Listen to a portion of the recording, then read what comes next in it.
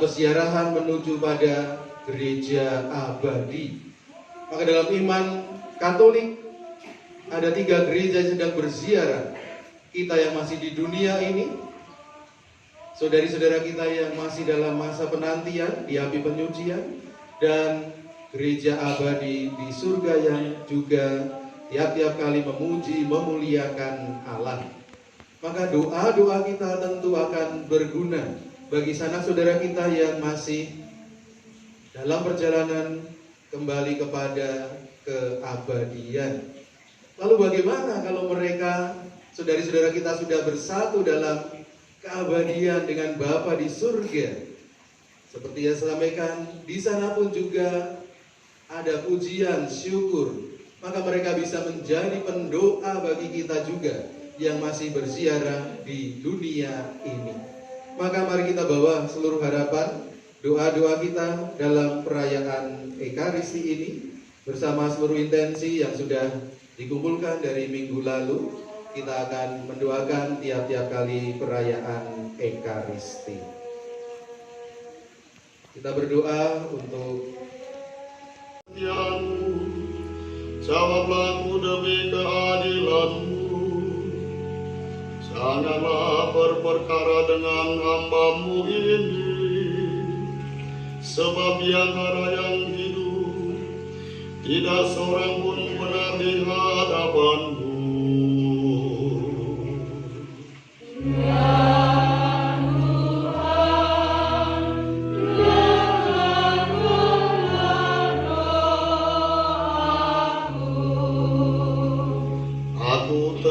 Akan hari-hari dahulu kala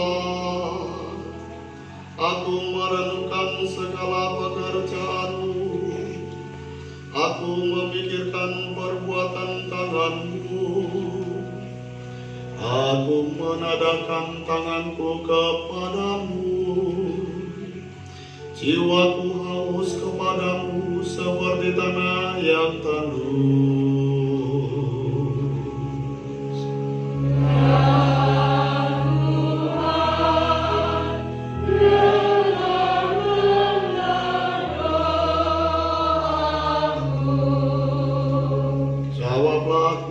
Segera ya Tuhan, sudah habislah semangatku. Perdengarkanlah kasih setia-Mu kepadaku pada waktu pagi, sebab kepadamu lah aku percaya. Beritahukanlah kepadaku jalan yang harus kutempuh, sebab kepadamu lah ku angkat jiwaku. Ya Tuhan, dengarkanlah doaku. Ajarlah aku melakukan kehendak-Mu, sebab Engkaulah Allahku. Kiranya Roh-Mu yang baik itu menuntun aku di tanah yang rata. Ya Tuhan. mungkin juga anak-anak, apa yang ada dalam suasana hati kita? Sedih? Gembira? Berpengharapan, khawatir. Saya mengajak kita bersama merenung kembali ketika mengenang saudari-saudara kita yang telah menghadap Tuhan. Apa suasana hati kita? Karena kembali lagi, gereja yang saya sampaikan di awal tadi berziarah, dan maut bukan menjadi pemisah, bukan menjadi penghalang, tetapi sungguh menjadi juga kesempatan. Karena dengan kematian hidup bukan dihancurkan, tetapi diubah. Maka bagaimana hidup yang baru itu kita pandang kita yang masih berziarah di dunia ini dengan berbagai macam dinamikanya, kalau tidak mau mengatakan permasalahannya. Lalu nanti setelah dari dunia ini, apakah kita juga masih berpikir demikian?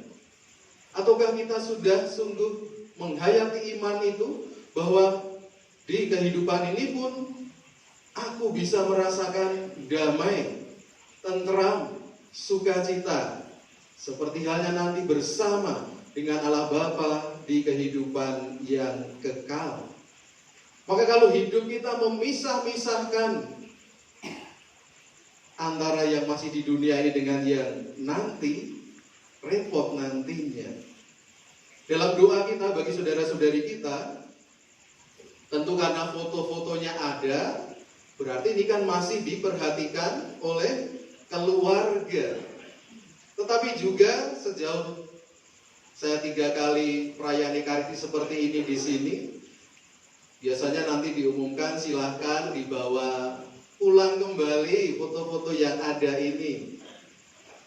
Tetapi ya tiap-tiap tahun, 3 tahun terakhir ini, paling tidak di deretan yang paling sana itu menumpuk di belakang ruang komsos. Tadi saya ambil lalu tolong dipasang, ditampilkan kembali. Mungkin keluarganya ya waktu itu karena fotonya banyak juga tidak ngeh bahwa waktu itu membawa satu di sini. Maka mendoakan arwah semua orang beriman tentu bukan hanya yang masih kita ingat, yang kita kenal saja, tetapi sungguh semua orang. Maka mari kita cermati nanti dalam doa syukur agung.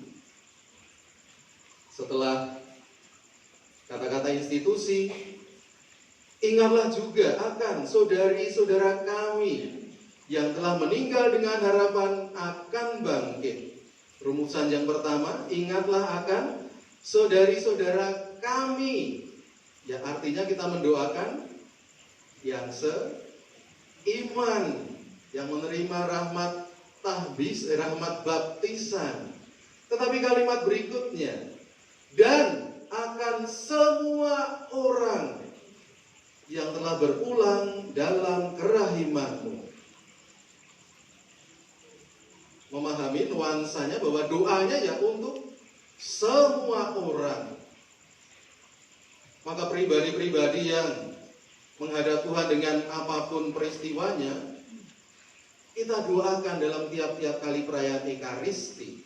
Maka baik kalau kita sungguh hadir dalam perayaan Ekaristi, ketika imam mendoakan ini, sejauh kebiasaan saya pasti ada sedikit jeda, karena saya mengingat juga almarhum ayah saya 2013 yang lalu, artinya 10 tahun yang lalu, menghadap Tuhan. Saya ingatlah ya Tuhan akan saudari-saudara kami yang telah meninggal dengan harapan akan bangkit.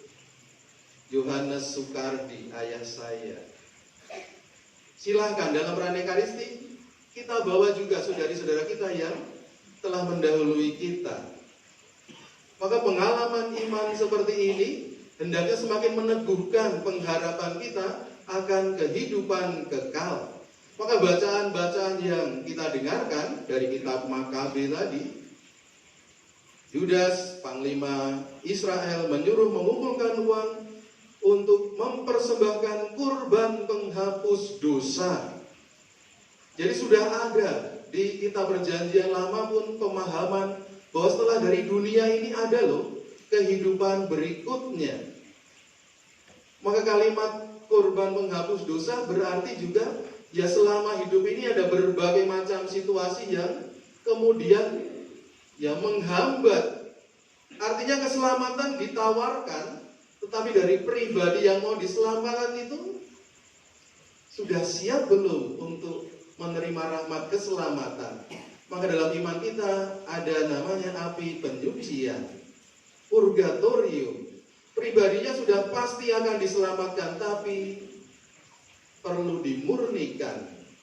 Maka pemahamannya seperti tadi siang saya misa di lapas perempuan. Sejauh selama di sini kurang lebih tadi itu yang ketiga kali di sana. Dan tiap-tiap kali perayaan Ekaristi pada waktu awal masih cukup banyak.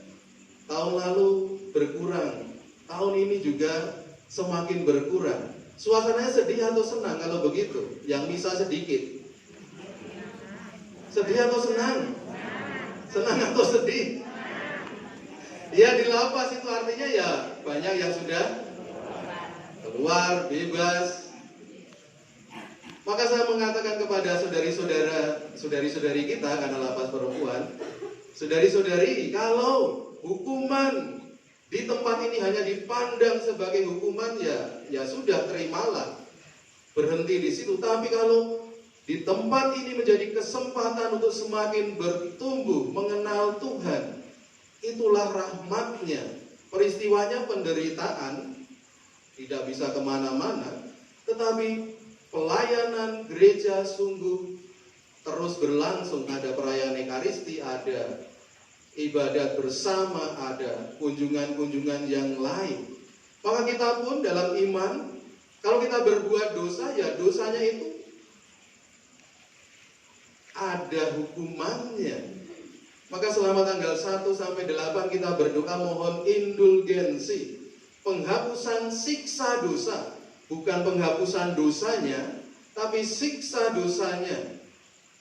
Karena sudah diampuni, tetapi akibat dari dosa tetap ada. Maka kita mendoakan saudari-saudara kita yang disarankan dalam ajaran gereja, bisa mengunjungi makamnya, bisa merayakan Ekaristi seperti ini, lalu mengintensikan dan ada doa mohon indulgensi. Kita mohon rahmat Tuhan agar saudari-saudara kita sungguh merasakan belas kasih Allah. Dan kembali lagi, saya merenungkan peristiwa seperti ini, tentu teringat ya pengalaman ketika masih bersama dengan ayah yang biasa saya panggil Pak E, ketika di bengkel, ketika di rumah. Sungguh pengalaman yang menggembirakan. Tetapi ketika berpisah, sejak 13 tahun perjumpaan yang ya sepotong-sepotong, Natal saja, Paskah saja, ketika masuk seminari praktis, ya ketika libur semester saja. Maka saya merenungkan juga perpisahan yang secara manusiawi terjadi juga menjadi persiapan ketika ditinggalkan dari dunia ini. Maka kembali doa-doa yang tiap-tiap kali perayaan Ekaristi saya persembahkan juga untuk ayah saya. Maka dalam Injil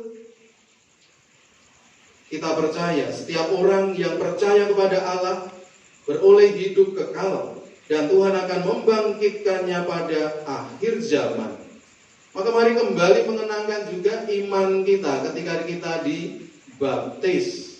Karena dengan dibaptis kita menggenapi sabda Tuhan ini, setiap orang yang percaya pada Allah, tandanya dibaptis, punya materai keselamatan. Saya dibaptis ya ketika bayi, belum bisa milih, tapi orang tua saya percaya bahwa dengan menjadi orang Katolik diselamatkan. Maka ibu bapak, saudari-saudara pun dalam perayaan seperti ini hendaknya juga mengenang pembaptisan kita yang kita terima, dan pada saat itu dicurahkan karunia Roh Kudus. Roh Kudusnya ada, tetapi kehendak bebas kita juga ada. Maka di situ ada tegangannya. Seperti Paulus mengatakan, yang ingin kulakukan yang baik, tetapi badanku memilih yang jahat. Kita tahu kisahnya, ia mau mewartakan hukum Taurat, tapi yang ia lakukan waktu itu sebelum bertobat, menganiaya jemaat perdana.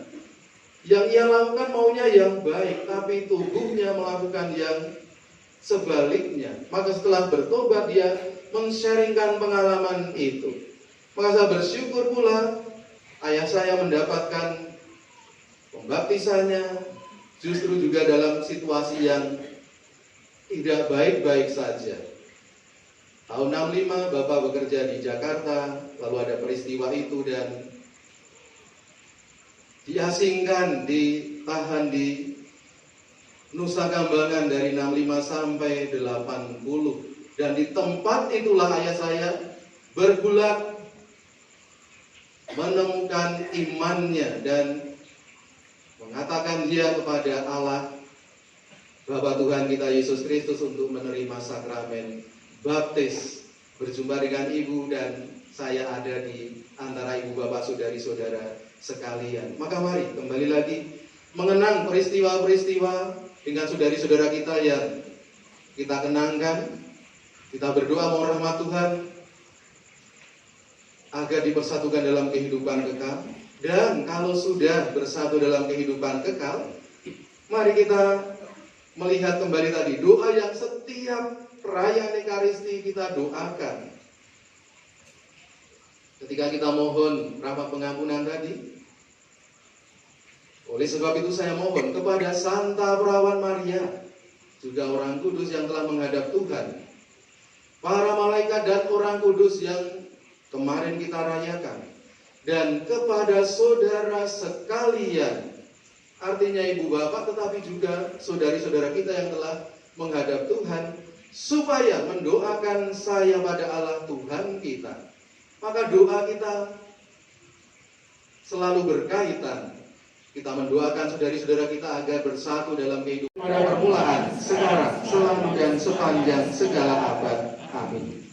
Setelah kita mendengarkan sabda kehidupan kekal. Amin. Amin. Terima kasih untuk semua petugas juga umat yang membludak. Jadi kalau di dalam gereja ya di dalam saja, ini di taman doa sampai ke jalan-jalan ke Selasar.